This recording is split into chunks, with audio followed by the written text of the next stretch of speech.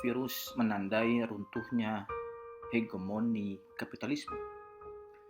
Coronavirus hari ini mengingatkan kita akan sejarah pandemik yang mengguncang dunia bernama Black Death. Ini adalah pandemi pes yang disebabkan oleh bakteri Yersinia pestis pada tahun 1340-an.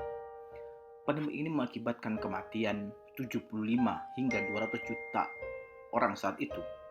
Pandemi ini mulai dari Asia, merobek ibu kota Eropa, menyapu setidaknya sepertiga dari semua manusia di dunia.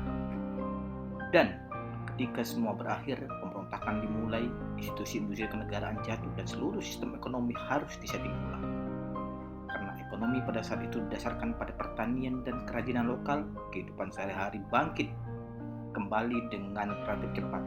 Pada gilirannya mengakhiri sistem ekonomi feodal, dan banyak ahli ekonomi berpendapat pandemi inilah yang memicu bangkitnya kapitalisme.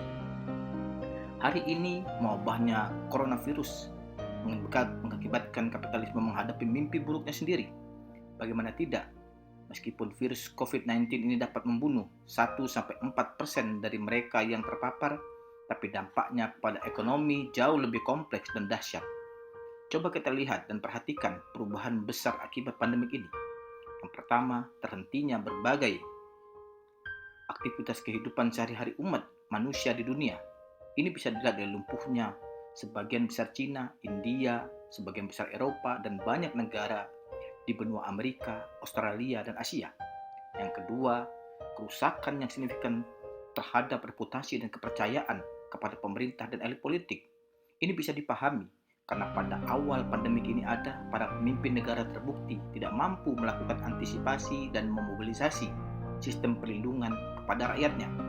Dan ketiga, kacaunya sistem perekonomian di tiap negara. Lihat saja, akibatnya merosotnya pendapatan rakyat, PHK yang masif, rontoknya harga saham di lantai bursa, dan semua indikator ekonomi negatif yang hampir dapat dipastikan akan memicu resesi ekonomi dunia. Kalau kita lihat realitas di atas, maka krisis kali ini berbeda dengan krisis tahun 2008. Ibarat bangunan, krisis 2008 hanya merusak bangunan atapnya saja, sehingga bisa dibangun kembali, sedangkan krisis kali ini yang hancur adalah pondasinya. Apa yang terjadi saat ini sebenarnya sesuatu yang sudah diprediksi oleh para intelektual. Dr. Tahir Abdul Muslim misalnya menyebutkan bahwa krisis ekonomi dalam sistem kapitalis adalah bersifat siklik, artinya pertumbuhan ekonomi yang terjadi hanyalah putaran menuju puncak atau kemudian jatuh ke lembah krisis kembali.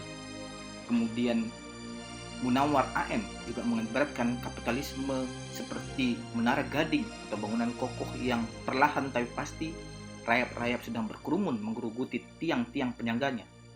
Dan George Bernard Shaw, penulis Inggris dan pemikir paling besar Eropa pada abad 20 dalam bukunya The Genuine Islam mengatakan, jika ada agama yang berpeluang menguasai Inggris bahkan Eropa beberapa ratus tahun dari sekarang, maka Islamlah agama tersebut. Akhirnya, arus kebangkitan Islam dengan sistem ekonominya menemukan momentumnya.